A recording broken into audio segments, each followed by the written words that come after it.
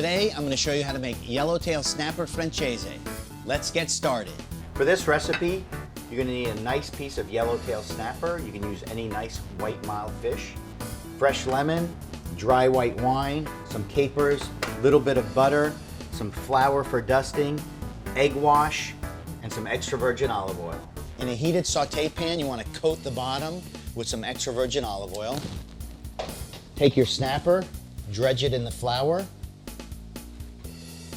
and then dip it into the egg wash. Make sure you're coating all around, and then put it into your pan.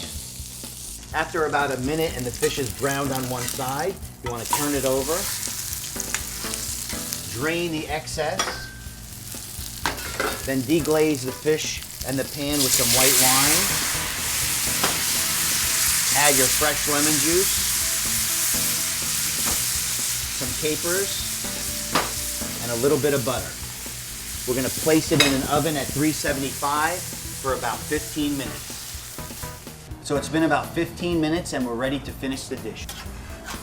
Plate the fish and spoon some of the sauce on top of the fish and garnish with some fresh lemon and parsley. Buon appetito.